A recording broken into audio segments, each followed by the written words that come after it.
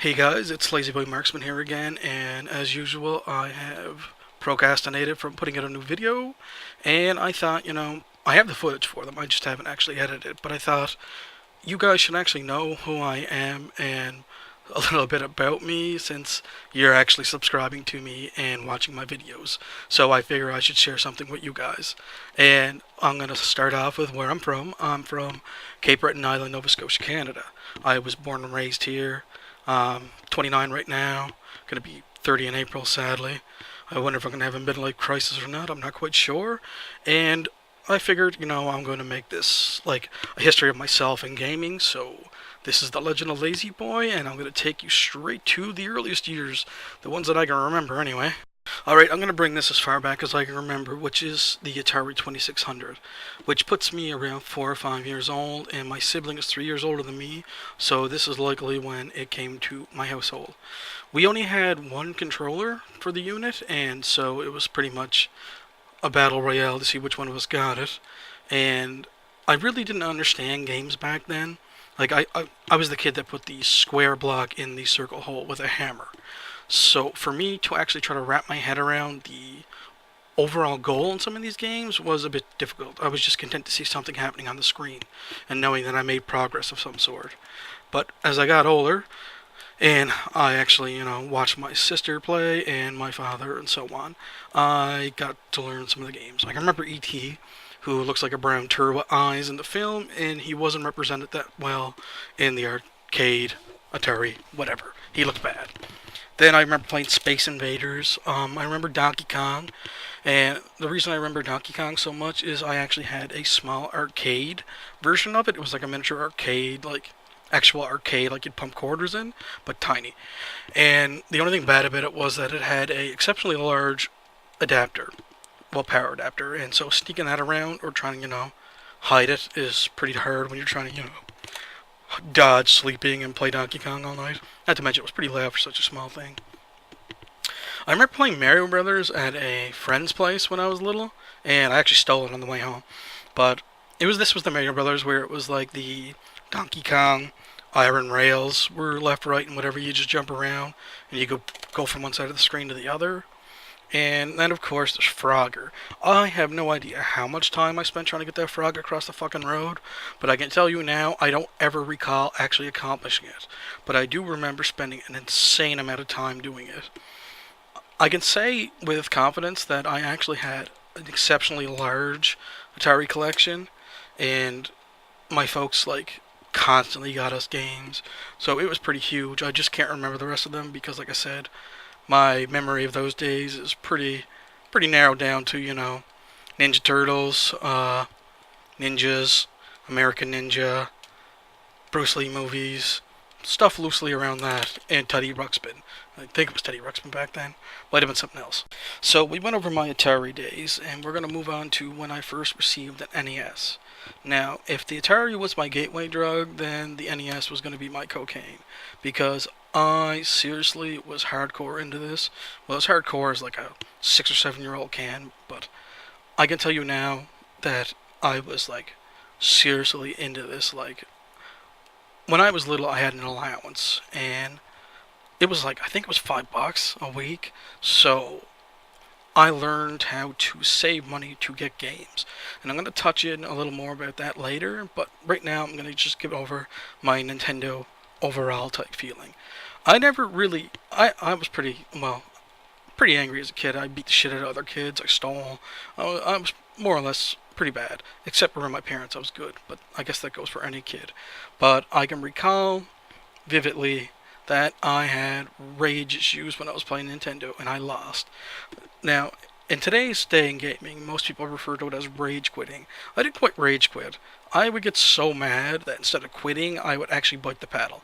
And eventually people would notice, being my household, that I was leaving teeth marks in the paddles. And so I don't think they ever really said anything. They just kind of hoped it would go away. But before I learned how to rage quit, I was a rage chewer. So I'll mull that over for a little bit, and I hope you stay subscribed to me and don't think I'm a lunatic, but yes, I used to bite my paddles. And sometimes I would throw them on the floor, and sometimes I kind of punched my Nintendo. But still, the worst thing I did was join the paddles because that left a mark. That was evident. CSI it. You knew I did it. And I couldn't blame it on a dog because at that time in my life I didn't have one. I had a cat, and his name was Muffin, and I loved that cat. But so we're gonna move on from me chewing on paddles to the actual difficulty of NES games. Like some Nintendo games are extraordinarily difficult, and since I was having like issues struggling with Atari games, when I got the Nintendo, man, there were some games that just were beyond my ability to process, and one of which I can recall was the first time I played Battletoads. Now, this is jumping ahead of my story because Battletoads came out in the later portion, but I'm telling you, man, that game is one of the hardest games I've ever played. Like, if I ever played a game back then that made me want to punch a baby or a neighbor, that was the game. Although the Dark Queen was fucking epic. Like, next to Jessica Rabbit, man, the Dark Queen had my heart. I was sold. But I'm going to move on past that to another thing about games being difficult. You couldn't save, of course, in the NES days, so your progress was basically how far you got, and that was the end of it. Until Punch It decided to let out the codes. But when I can recall playing a game with my dad, well, my dad playing a game for me, Bayou Billy was the game, and I couldn't get past this one point in the game. And while I was at school, my dad was actually playing Nintendo for me. And God bless his soul, he was a coal miner, an electrician. So he came home from a back shift and actually played Bayou Billy to get past the point where I couldn't get through and paused the game for me. And I came home and I was so amazed, and then I died like 3 seconds later. But still, the fact that he did that made my fucking day. And I thought I was going to curse through this, but apparently I hit the point where I couldn't help myself. So I'm going to go past that to continue on. Like, I can remember so many Nintendo games in comparison to my complete lack of remembering the library I had for the Atari. But I'm going to talk about a few other games here. Contra. I loved Contra. That was one of the few games that I could actually play with my father. So to me, Contra was like the greatest game ever.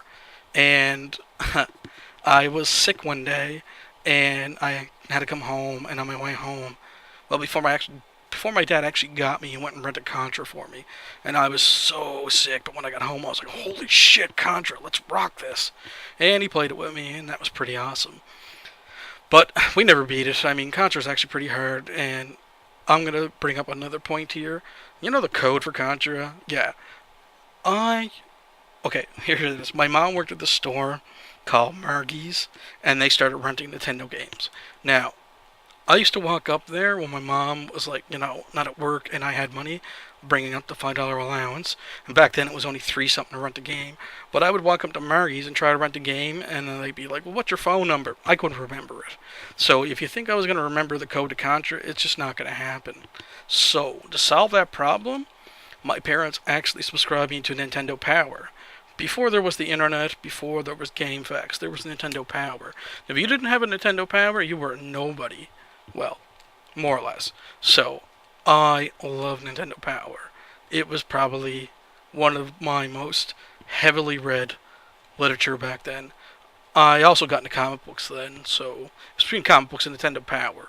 And one usually had the ad for the other, but Nintendo Power enlightened me to so many things in games.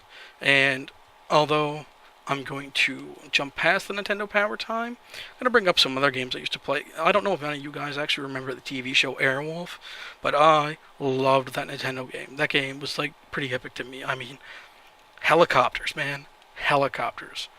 Well, like, back as a kid, you seen planes flying overhead, but you ain't never seen no helicopters. So to me, helicopters were hella bad. So I was really into that. Another game that I got so excited over was Bad Dudes. I mean, this was during the time where, like, the guy from American Ninja, whose name was Joe, was a huge influence on my life. So Bad Dudes was like this game about 2 guys in muscle shirts and gray slacks just running around beating the shit out of people.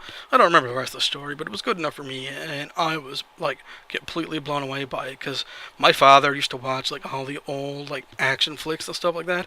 He's a man's man, so I watched all that shit. So I had an overload of testosterone, even though my body probably wasn't producing it. I had it mentally. So this game was epic to me. I also remember Double Dragon, which I found myself screaming at one of my friends, who I knew back then was Jason Bolin, and he lived in the street from me, and we used to play Nintendo together, and he was the shittiest Double Dragon partner ever, so I could never really get very far because this kid was like killing me, and it sucked. But I also remember playing, I think it was California Games, and we were trying to play volleyball together, and he just couldn't get it. So I was like, fuck this, I'm going home. And that's when I think I started playing Castlevania then.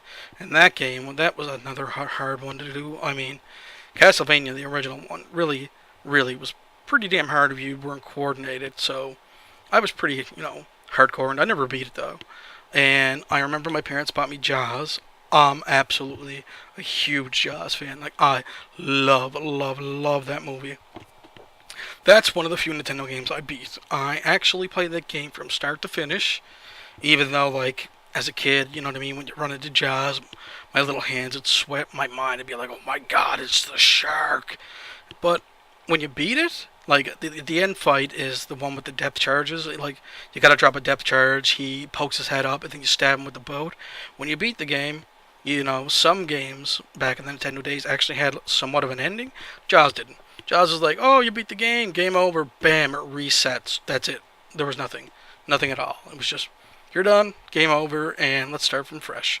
So that was very disappointing to me.